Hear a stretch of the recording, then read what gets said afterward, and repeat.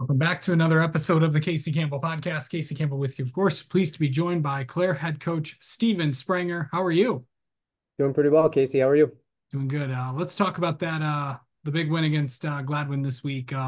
Get to 4-0 on the year. I know they've gotten you a couple times, but how good did it feel to get that big win? It was obviously it felt good. It feels good to win in this conference, no matter who you play. But the way that our guys were able to kind of execute down the stretch, battle back, because we lost the lead twice in that game. And in the past, it's kind of been our bugaboo on how we're gonna react to that. And the guys really dug deep and driving 99 yards against a quality opponent like Gladwin to score with under a minute left was huge, and that's something that I'm going to look back on and be the most proud of. Yeah. Obviously, we've highlighted, the friendship that you and Jarsfer have and all that stuff. What was it like what was the moment like between you two on the sideline? Because I know at the end of the day, you are competitors, but you are also friends. I mean, friendship aside, I have the utmost respect for Mark and what him and his staff have been able to accomplish and what they do. The way that they get their team to execute and the way that they're able to really pull the best out of their team, which in turn pulls the best out of you as a coach, to prepare against him is a credit to what they have been able to do over there. So it's a lot of respect. And we both know that in order to beat the other person, the other team, the other program, you're going to have to put in a lot of work, and it's a rewarding feeling, but it's also in the same breath like a relieving feeling because you know what it took to beat a quality team like that, and what they've been able to do to kind of get their program to that level is a huge tip of my cap to them.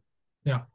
So, getting the confidence you guys have and also the way that you guys did it too. I mean, you guys a lot of people may not know this, but there were some big storms up in around the Flint area Mhm. during Friday night. The game didn't start until 8. So there's that. So there's a delay. You had to wait around and obviously if you want to talk about ways to worry a coach, that's one of them. Yeah, it's definitely. Gladwin was already out on the field. We hadn't made it out to the field just yet. Our guys were still kind of getting ready and getting taped up from getting off the bus when the lightning started. And so then we were kind of just in a holding pattern, and it wasn't necessarily like a massive storm or anything like that. It was just kind of something that was always lingering. So their athletic director really took care of us. They got us into a gym which was a little bit cooler and a little bit more space for us to kind of stretch out and kind of get off our feet. And we kind of told the guys like we can't let this affect us because the team that's going to start off hot is going to be the one that reacts to this the better way. So I just really kind of try to get it into our guys' mind, and it's not easy because they all have their phones, they're all listening to music, they can kind of tell what time it is. But I just really wanted them to flip gears and kind of treat this like it was 5 o'clock, like we were starting our pregame over. If it would have been a delay that had happened like in the first quarter, second quarter, or something like that, obviously that would have been much different, and we'd had to do things a lot differently. But credit to the guys that they were able to not let it really affect them, and credit to the communities that followed the teams there. The atmosphere wasn't affected at all. We walked out on the field, and there were people lined out on the sidewalk because they weren't allowed into the kind of facility area. So it was still a really cool atmosphere. It was just darker because we started later. That was really the only difference. Yeah. And also the game was and then the game was another story. I mean, what was it like what did you feel like you guys had to well, take me to the ending there because they came back, you had them and they came back and what was it like to kind of seal the deal there? Yeah, so I'll back up to our drive right before half. We're big on you need to execute and you need to finish half. So we were able to score with about 2 minutes left in the first half to go up one score in at halftime. We got the ball coming back out of second or to start the second half, and we put together a drive and we had a great run by Aiden Van Baan, went 55 yards to go up 2 scores, which was huge, just from a mental perspective. And then obviously Gladwin's a good team and they got good players and their quarterback, Colton Finnegar, made a lot of great reads. They were able to drive and bring it right back. And then it was just kind of a feeling out process again in the third quarter.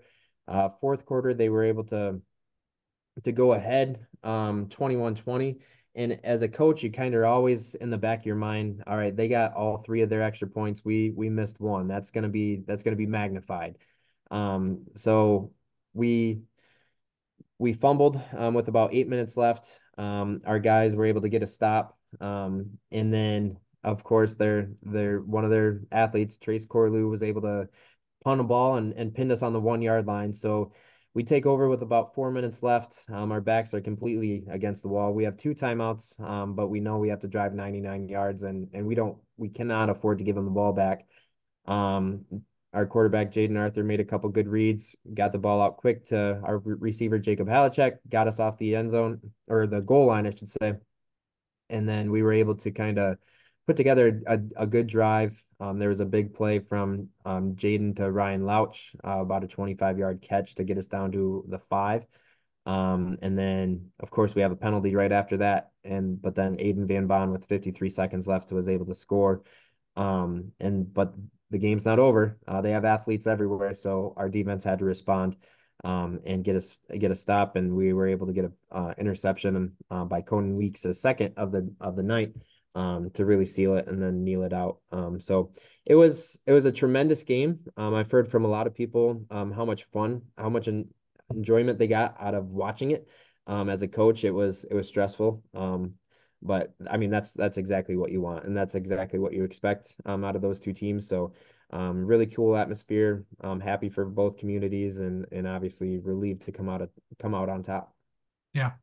And obviously now the chat now it's time for another big challenge this week. Of course, Ogemaw Heights is of course playing, and you talk about another tough team like you just had with Gladwin.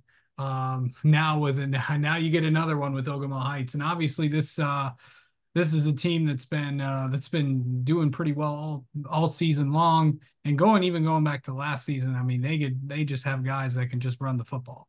Yeah, certainly. They're doing it right over there. Obviously they're new to the league, so you don't have that history developed with them, if you will, like you would with a Gladwin or a common league opponent. But they've done tremendous things. They beat the Division 6 champ last year, the Division 6 runner up last year. So they're bringing a lot of guys back from that team. So they have the tradition. They have guys that know how to be successful. They know how to win. So it's certainly going to be a challenge, and they can certainly take the air out of the ball, and really sustain drives and put together lengthy drives that keep the ball out of your hands as an offense. So it's going to be tough. But we're excited to have it at home. It's our homecoming. I mean, it's 2 4-0 teams in the Jack Pine. It's two teams that are trying to make some noise in Division 5. So it should be a tremendous atmosphere and certainly one that we're excited for. Yeah, and as they always say, someone's O has got to go. So it's Yes, sir. should be a very fun game this week. But what do you guys feel like you have to do to come away with the big win on homecoming for you guys? So with us, I'm a big finish half guy out, like I mentioned. But also we have to limit the explosive plays, but with that we have to win the turnover battle. So we always want to have more explosive plays than the other team, but we also want to come out on the positive of the turnover differential on our side too. And we've done that the last 4 games. So we have to continue to do that. But really, again, going up against a team like Ogemaw, you have to kind of slow them down before they get moving. They're bigger than us. They're athletic. So really just kind of limiting them to and win first and second down. So they're not in those third and manageables, and they're in the third and six, third and seven situations. Absolutely. All right. Steven Spranger, thank you so much for coming on once again. Congrats on the win against Gladwin and best of luck this week against Ogemaw Heights. Appreciate it, Casey. Thank you.